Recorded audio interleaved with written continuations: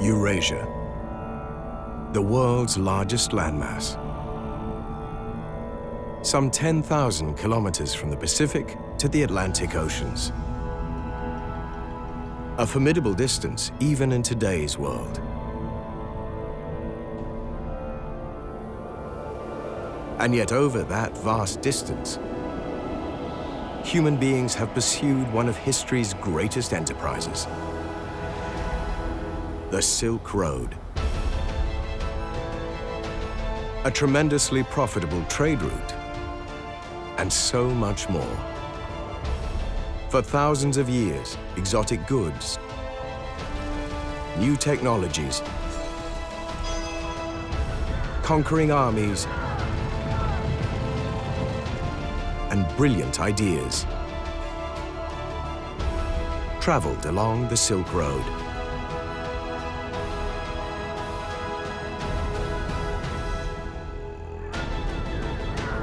Silk Road trade helped to build empires and to break them. It fanned the fires of revolution, drove great explorations, and forged powerful bonds between faraway peoples. The Silk Road made human beings realize that there are other people out there, and it opened the eyes of the East and the West. This is the story of how Silk Road trade made so much more than money. It's the epic tale of how the Silk Road helped create a world that created us.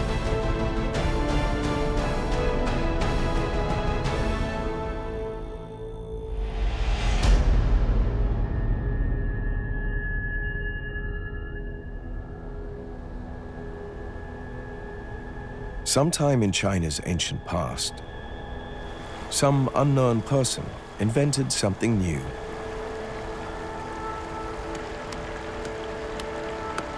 By pounding plants until they fell apart,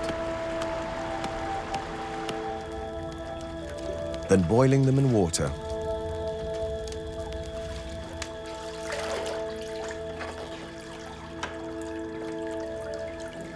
and then collecting the boiled plants on a screen and letting them dry, making what the ancient Chinese called refuse fiber, and what we know today as paper. An invention so influential that some believe the Silk Road should have been named for it. I would call it the paper road because I think paper was far more important than silk, and that, you know, silk is a very nice fabric, it's very strong, it's beautiful, lustrous, and stuff like that, but it didn't have the impact on world history, I would argue, that paper did. The Chinese believe that the court eunuch Cai Lun invented paper around the year 100 of the Common Era and started using it for writing then. Chinese archaeologists, however, have discovered examples of paper in the deserts of Western China that predate this by several centuries, perhaps 3 centuries or even more. The Chinese probably first used the new invention as a wrapping material, while they kept writing the old-fashioned way, on strips of bamboo.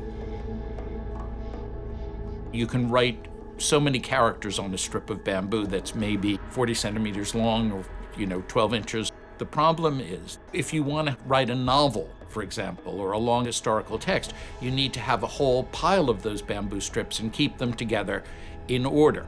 So that becomes heavy. Paper, which is made from plant materials, from the cellulose in plants, can be made anywhere that plants grow. So you can make it virtually anywhere in the world out of virtually anything.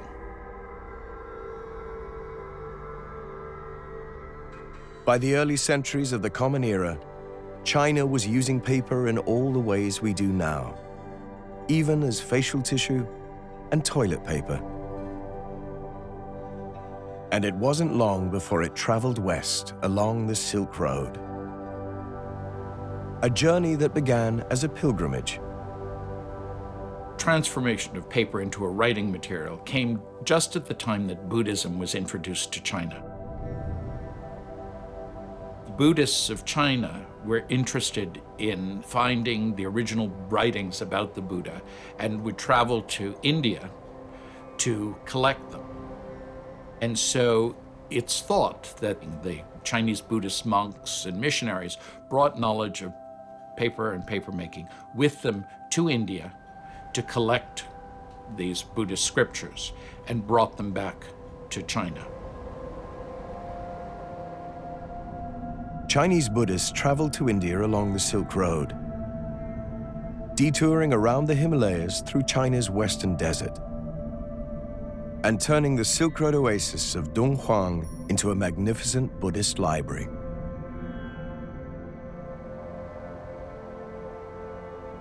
In a desert without plants, Dunhuang monks made paper from rope and rags and copied thousands of Buddhist texts they brought from India.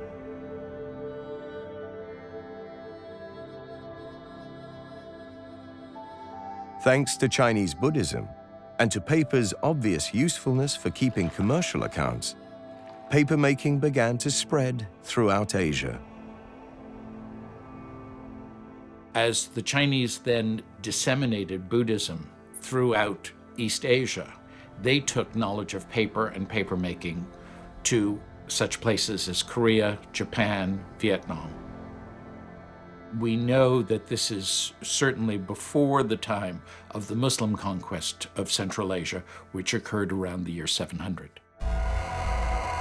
In the 8th century CE, Arab armies fighting in the name of a new religion, Islam, thrust deep into Central Asia and clashed with Chinese forces.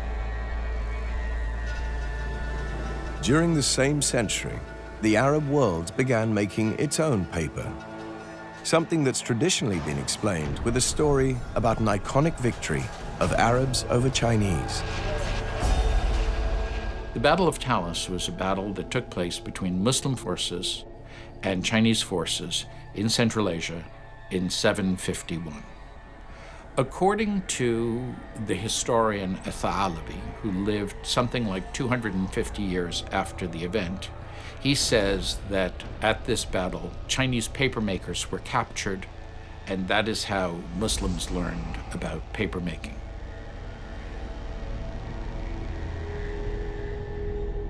It seems to me that this is a sort of nice but not terribly believable story. Why would papermakers have been in the Chinese army? It's not as if when you needed a sheet of paper, you then said, please make me a sheet of paper.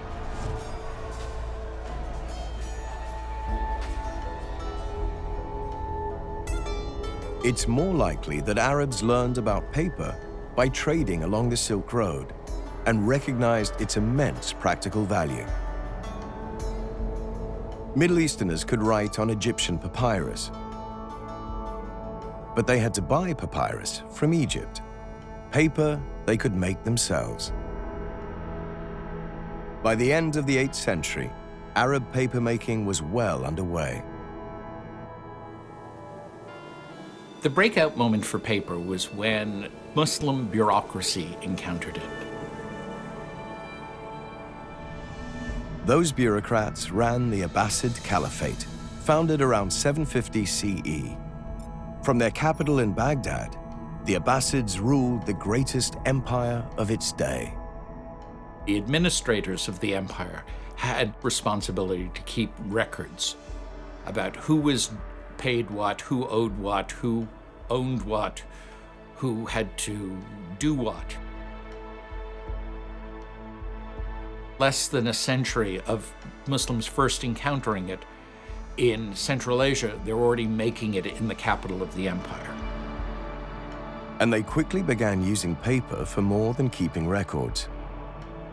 In 8th century Baghdad and across the Arab world, the availability of cheap paper made possible one of humanity's greatest literary eras.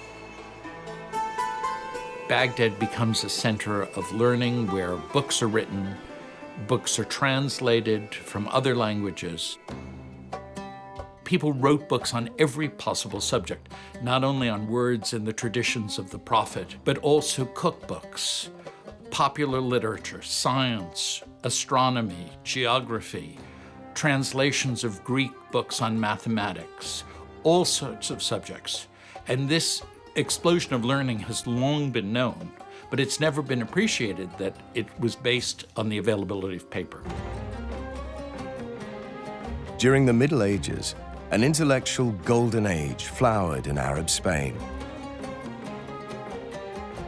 Muslim, Jewish, and Christian scholars collaborated to translate, teach, and preserve great works of science, mathematics, and philosophy.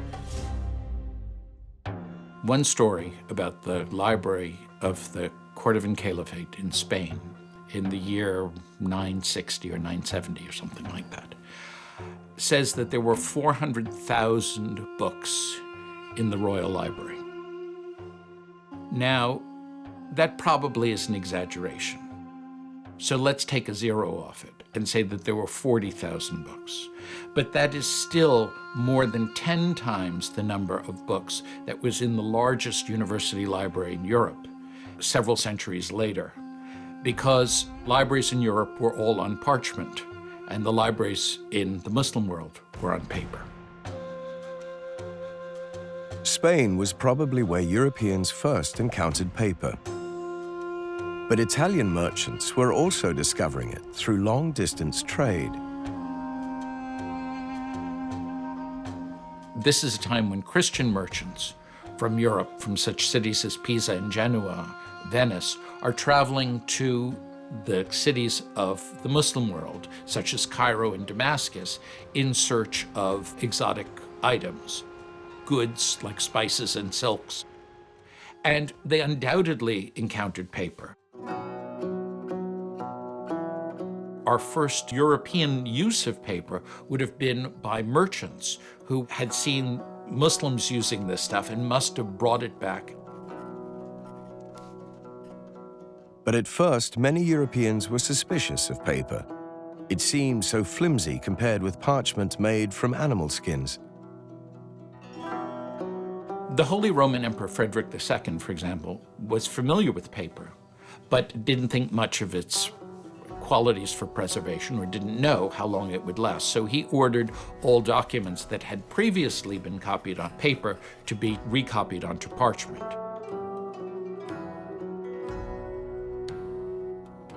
Similarly, the abbot of Cluny, Peter the Venerable, knew about paper, but said, oh, it was really disgusting that they made this stuff from vile materials rather than the pure reeds of the riverbed, meaning papyrus, or the skins of pure animals. And he was worried that paper could be made from dirty or unclean things. But Europe's growing middle class was not concerned with paper's cleanliness. A single parchment book needed 200 animal skins and cost a fortune. And as it happened, geography had given Europeans the edge in mass-producing paper.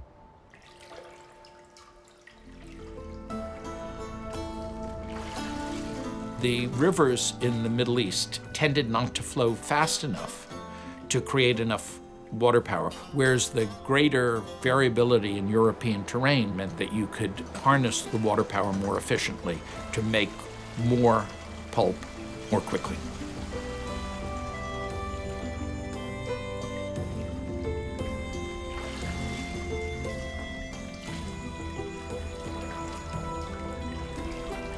Europeans also had a ready supply of linen rags. In the late Middle Ages, a new way of processing linen had been developed using something called the flax breaker, which meant that there was a lot more linen being made from flax and made into people's underwear.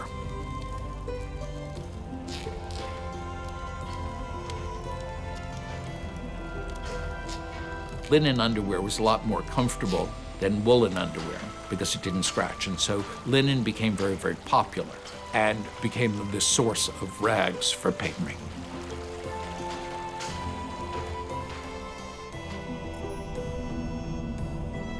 By the late Middle Ages, Italian hill towns like Fabriano and Amalfi had become Europe's leading paper manufacturers, shipping tons of paper to businessmen throughout Europe. And this mass production of cheap paper was changing Europe in other profound ways. One of the most interesting documents that I've seen, or seen photographs of, is a poem by Petrarch, the Italian poet. It's on paper, and it is crossed out. He wrote out the poem, and then he changed his mind, and he put in a better word. So he was able to compose, in effect, on paper, as opposed to composing it in his mind, repeating it over and over again until he got it perfect, and then putting down a fair copy on the final expensive material. This is something you wouldn't do on parchment because it was too expensive. You'd have to scrape it off. Paper allowed all sorts of new ways of doing things.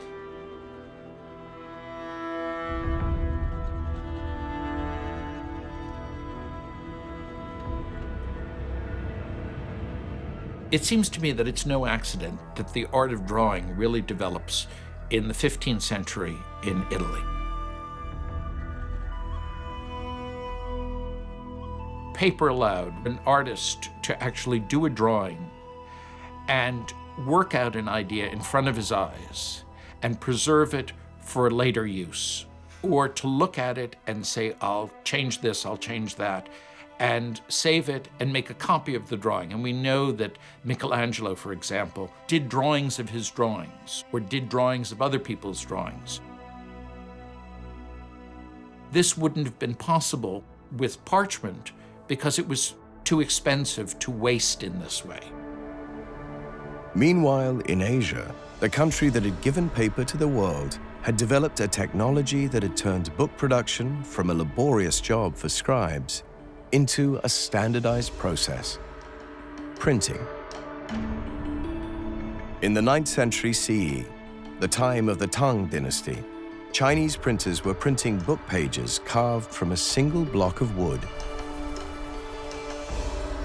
The world's oldest printed book is this Chinese copy of the Buddhist Diamond Sutra, printed in the year 868 CE.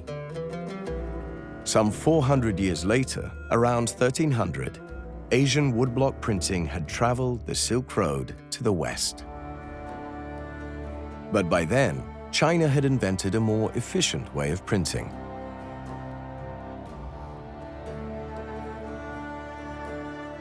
Instead of carving a single wooden block into a book page, printers engraved pieces of clay with individual Chinese characters, baked the clay letters to harden them, and then arranged them in a frame to create a book page.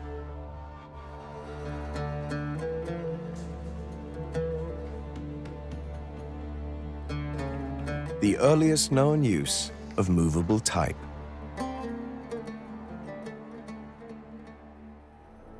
And then, in the year 1440, Johannes Gutenberg, a goldsmith in the German city of Mainz, came up with a new way of printing.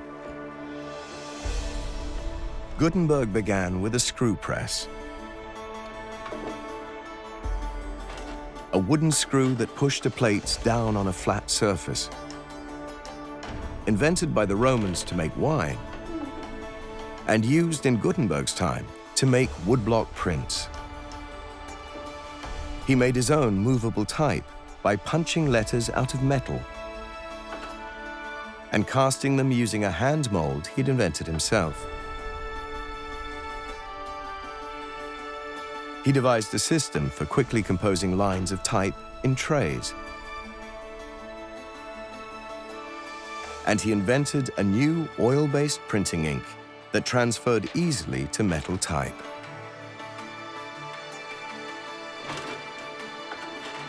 Gutenberg's new printing process was much faster and more efficient than Asian printing techniques.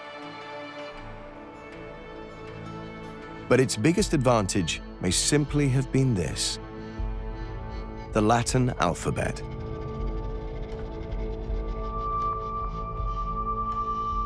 In Chinese, you have many characters, and so you have to have like 6,000 individual characters in order to print something.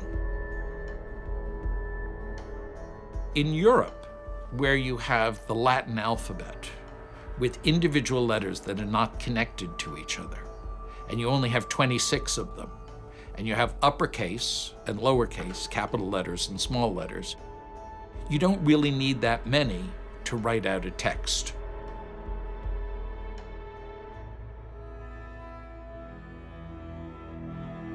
If ever a new technology rewrote human history, it was Gutenberg's printing press. Within a few years of Gutenberg's first printing run, millions of Europeans were reading the Bible and other best-selling books translated into their own languages. Something we take for granted, but in 15th century Europe, it was revolutionary. Working together, paper and the printing press had achieved something never done before. They had democratized knowledge. Man muss sagen, wenn Gutenberg den Buchdruck nicht erfunden hätte, dann hätte ihn vermutlich jemand anderer erfunden. Denn zu diesem Zeitpunkt war es so, dass es eine riesengroße Nachfrage nach schriftlichen Texten gab. 1000 Jahre lang hatte es gereicht, dass in den Klöstern Mönche mit der Hand Texte vervielfältigt hatten. Aber das System war ja sozusagen eine Einbahnstraße. Der Papst konnte seine Informationen verteilen, aber die unten waren, konnten nicht nach oben ihre Informationen verteilen. Und dieses Bürgertum, was jetzt neu aufkam, die haben einen ganz neuen Markt geschaffen, wo sehr viel Schriftlichkeit gefragt war. Europe's new demand for books and its new ability to mass-produce books to meet that demand would soon have enormous consequences. In Germany, a firebrand monk named Martin Luther wrote a list of 95 proposals for reforming what Luther denounced as the corrupt practices of the Catholic Church. Thanks to paper and the printing press, his ideas spread like wildfire across Germany and Switzerland. And so began the Protestant Reformation, a spiritual revolt that ended Catholicism's 1,000-year monopoly of the European soul.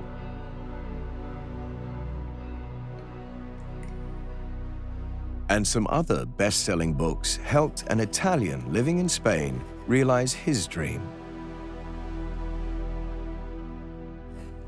His name was Cristobal Colon, and he was deeply disturbed that the holy cities of Christendom had fallen under the rule of the Ottoman Turks. Colon drew up plans for a new crusade to liberate Jerusalem. To fund it, he decided to travel to Asia to trade for spices and other luxury goods he could sell for a large profit back home.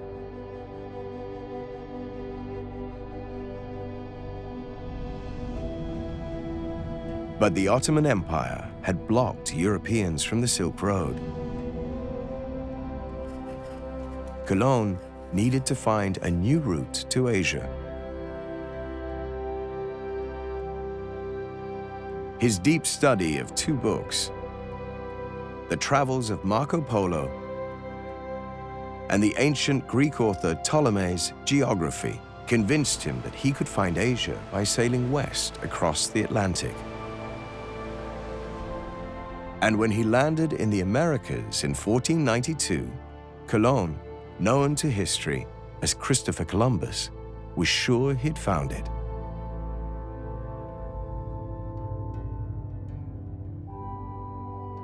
In fact, it wouldn't be until 1498 that the Portuguese explorer Vasco da Gama rounded Africa's Cape of Good Hope and sailed east to India, discovering the true sea route to Asia. But the New World Columbus had given Spain proved to have riches of its own.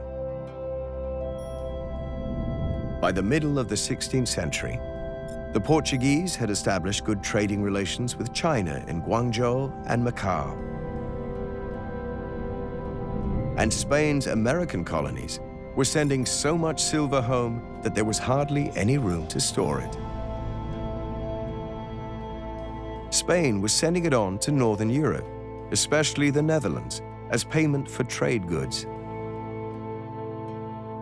Their pockets bursting with American silver, Europeans became addicted to two Asian luxuries. One was porcelain, an extraordinary ceramic, made by firing a soft white clay called kaolin at very high temperatures, well over 1,000 degrees Celsius. China had been making porcelain for export and trading it throughout Asia and the Middle East since at least the 9th century CE. In the 17th century, the Dutch captured 2 Portuguese ships filled with porcelain and held a giant porcelain auction. It was the beginning of Europe's 300-year obsession with Chinese ceramics, or as they became known in Europe and America, fine china. It was a status symbol for the West, and they had never seen anything like that before. But also, they certainly didn't know how it was made. Porcelain imports were indispensable to consuming another Chinese trade good craved by Europeans: tea. Like porcelain, tea had been a profitable Chinese export since at least the 9th century. To the Middle East, but not to Europe. The Portuguese began trading for it in the 16th century.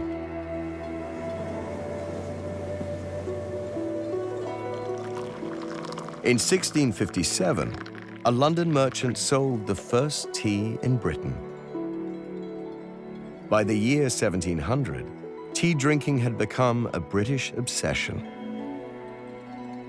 Heavily promoted by the British East India Company, which traded British textiles to China and needed a profitable luxury good to bring back to Britain.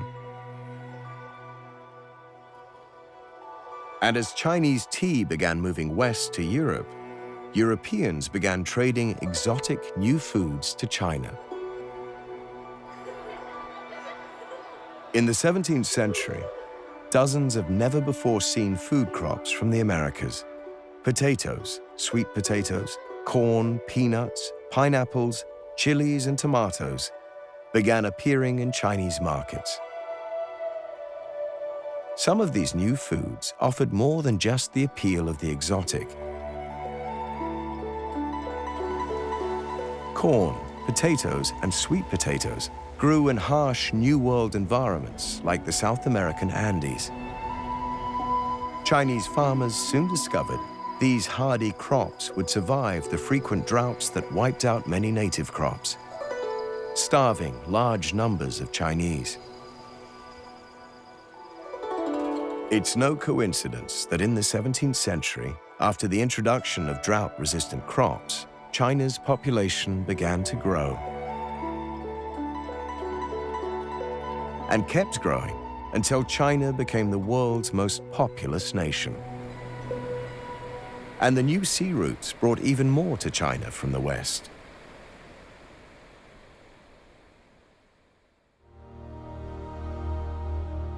An Italian named Matteo Ricci arrived in China in 1582 and spent the rest of his life there. Ricci was a Catholic missionary, and his mission to China produced one of history's most enlightened meetings of minds. Ricci learned to speak, read, and write Chinese, and formed deep friendships with Chinese scholars. One of Matteo Ricci's closest collaborators and first converts to Catholicism was the mathematician Xu Guangqi. My ancestor, Xu Guangqi, who is known in Vatican history as Paulo Siu, met him around the time when he first came to China. And in 1603, my ancestor converted to Roman Catholicism. Working together, Matteo Ricci and Xu Guangqi translated works from the ancient Greek mathematician Euclid and other classics of Western science and mathematics into Chinese. They also translated Confucian writings into Latin. Ricci wrote to his superiors in Europe, asking them to send more missionaries to China, but only their smartest men. In China, he wrote, "We are dealing with a people both intelligent and learned." Xu Guangqi himself was an astronomer, a highly accomplished astronomer, and a mathematician. But the introduction of Western science opened his eyes to a different way of thinking, a different way of approaching natural phenomena. Matteo Ricci was a Jesuit, a member of the Society of Jesus, a new Catholic order founded on the principles of the European Renaissance. Jesuit priests were trained in science and mathematics, as well as in theology. As missionaries, they respected other cultures and worked to integrate Christianity with non-Christian beliefs.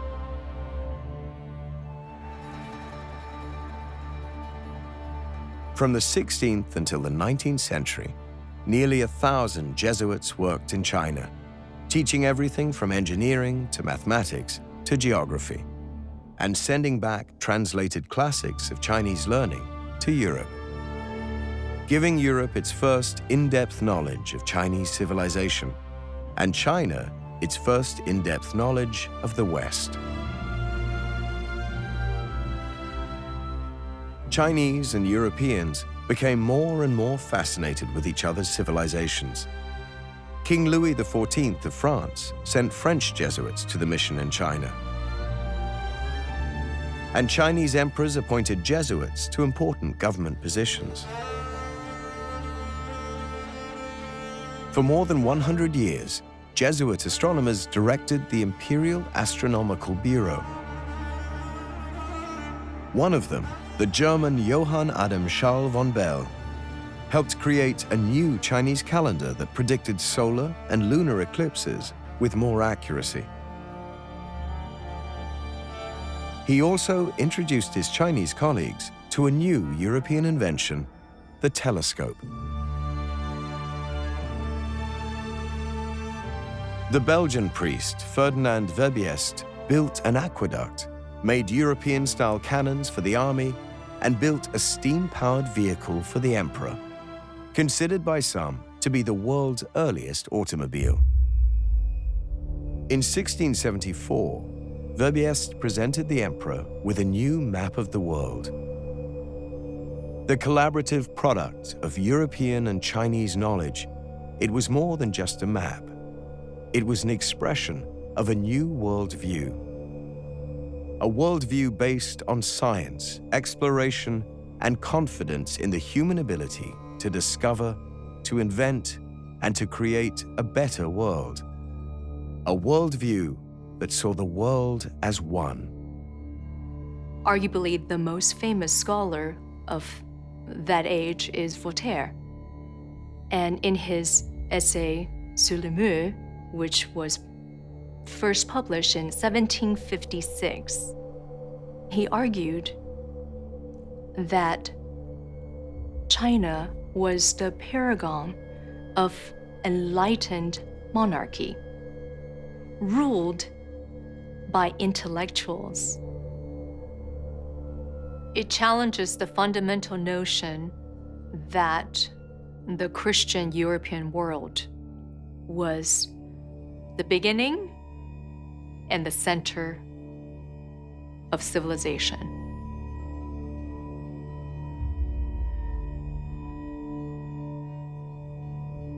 China, in Voltaire's mind, was a civilization ruled by reason and ruled by men promoted through education, through virtue, and through their scholarly accomplishments, their merits, not by hereditary rights. In Voltaire's time, Europeans were fighting their hereditary kings for the right to rule themselves. By 1800, political revolutions in Britain, America, and France had ended centuries of absolute monarchy. New technologies like the mechanical loom and the steam engine, and the rise of industrial capitalism were connecting the far corners of the world. And an ancient Chinese invention that had spread westward centuries earlier was playing a critical role.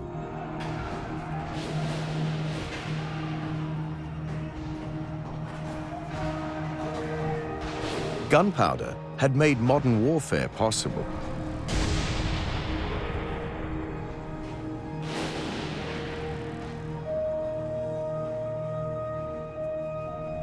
And in mineral-rich areas like France's Vosges Mountains, it was helping in a different way to create the modern world.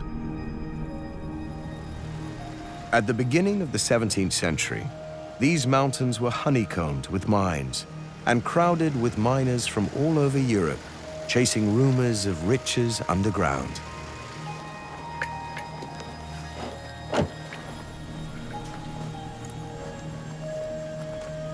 On a dit qu'à tel endroit, il y avait de l'argent, donc ils vont voir. Et c'était... Dans les Vosges, on a parlé au XVIe siècle de ruée vers l'argent. Il y a eu la ruée vers l'or aux États-Unis au XIXe, et en Europe, ici, c'était la ruée vers l'argent dans les Vosges au XVIe siècle.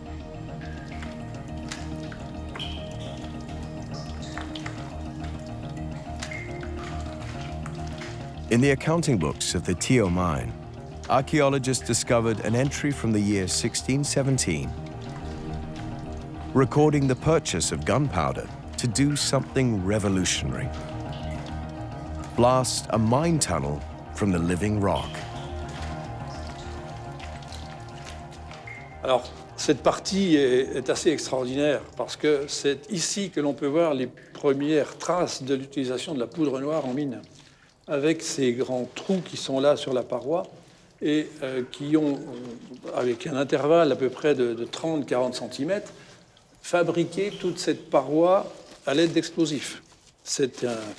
Nous sommes dans les années 1620, certainement, et c'est une technique nouvelle qui est utilisée avec des outils nouveaux, selon un process qu'il a fallu inventer, puisqu'il n'existait pas de précédent. Cette technique a façonné la roche, et les traces d'outils sont bien nettes. C'est un outil que nous venons de trouver en fouille également, ces dernières semaines. C'est ceci, une curette.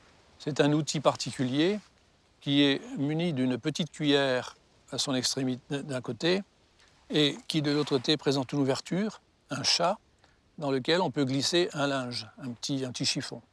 L'utilité de cet outil, lorsque l'on réalise le trou avec le fleuret, c'est de progressivement évacuer dans le trou les déchets, la poussière, et de nettoyer le trou.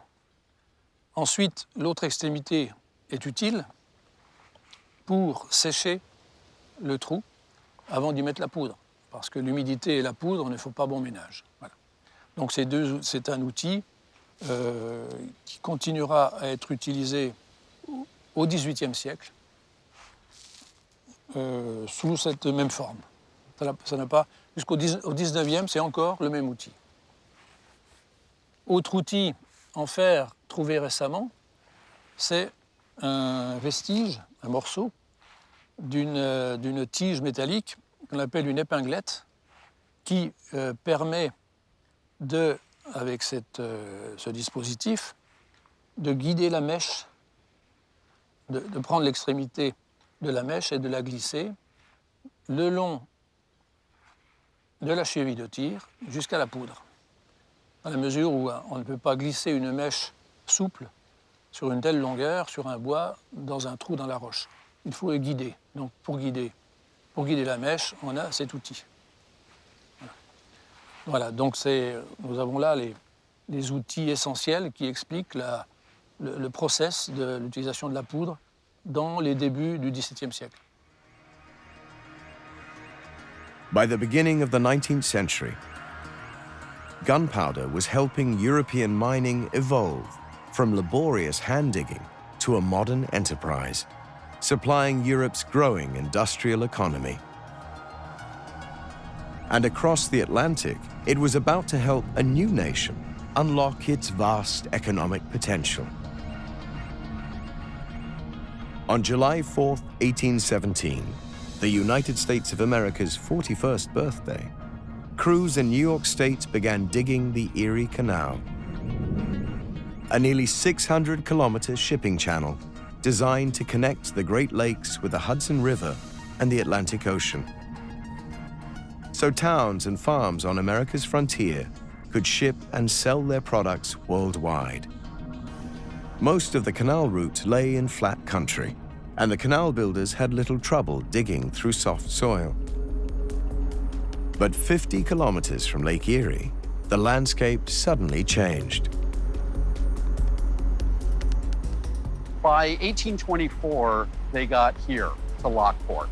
And what they encountered was a solid rock ledge of a very hard rock called Lockport dolomite. 10 or 12 miles from here, there was more hard rock excavation than anywhere else in the canal system put together. This is the same rock that forms the lip of Niagara Falls. It's as if they were climbing the face of Niagara Falls in order to get canal boats past here and onto Lake Erie and the upper Great Lakes. Lifting canal boats from Lockport to the level of Lake Erie meant raising them 15 meters high. The only way to do that was by building a series of locks. But cutting those locks through dolomite with picks and shovels would have been next to impossible. You can chip away with chisels and picks, but it would have taken years and years and years to whittle down, to hew your way down through this rock. But without explosives, they weren't going any further. They weren't going to reach their ultimate goal of Lake Erie. They weren't going to be able to open the Great Lakes to maritime commerce. They needed some way to move massive quantities of rock. Using gunpowder instead of pick and shovel, the canal builders excavated the lock chambers in 2 years. But gunpowder's work was just beginning.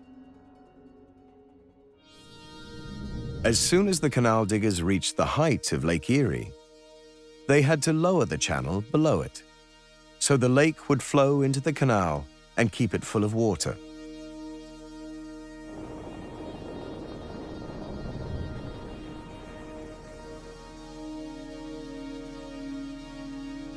Behind me, you're looking at the final challenge in Erie Canal construction.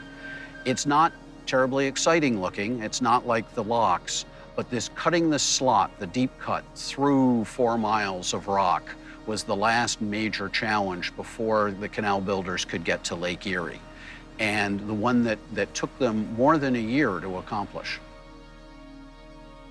The deep cut required them to cut a vertical slot through rock, something they hadn't encountered anywhere else on the entire canal construction project. They probably used more gunpowder, more explosives in these 4 or 5 miles than they used in the rest of the canal put together. Rock went all over the place. There are lots of stories about anything from a pebble to a boulder raining down on the construction camp. This hail of rock every time they set off a charge. And the blasting went on day and night. Construction workers were killed in blasting. There were residents of the city who were killed. There are newspaper accounts of women being killed by falling rock. while they were simply minding their business, walking from one house to another. By the end of 1825, the deep cut was finished, and the Erie Canal was officially open for business. Before roads and railroads had penetrated the North American wilderness, the Erie Canal made possible the westward economic expansion of the young United States. And the digging of the Erie Canal had another enormous consequence. It would play a key role in transforming the American seaport at its eastern end into the modern world's greatest city. The Erie Canal vaulted New York City from being one of several Atlantic ports, competing with Philadelphia, Baltimore, and Boston, to the head of the pack. New York became a world leader in maritime commerce and all the other business activities that go along with maritime commerce, things like insurance and financing and the grain exchange. That all happened in New York because the Erie Canal brought the produce of the interior of a continent to the Atlantic in New York Harbor. By the 20th century, New York had become the prototype of the megacity.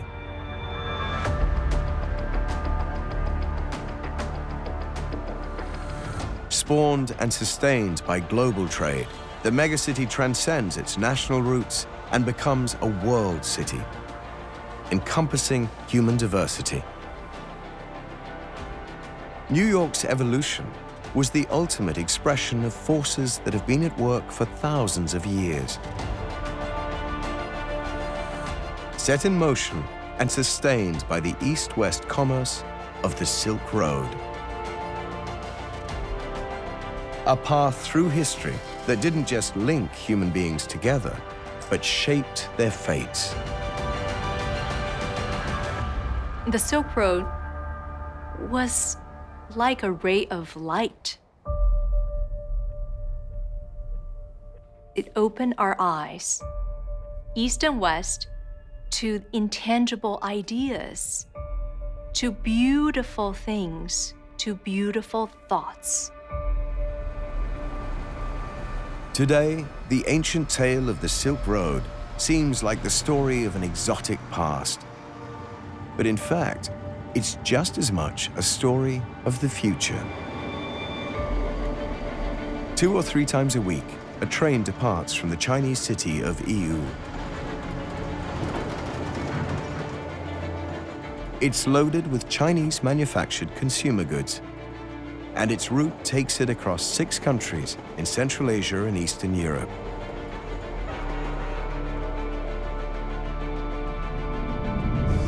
It takes 18 to 20 days to reach one of several destinations in Western Europe,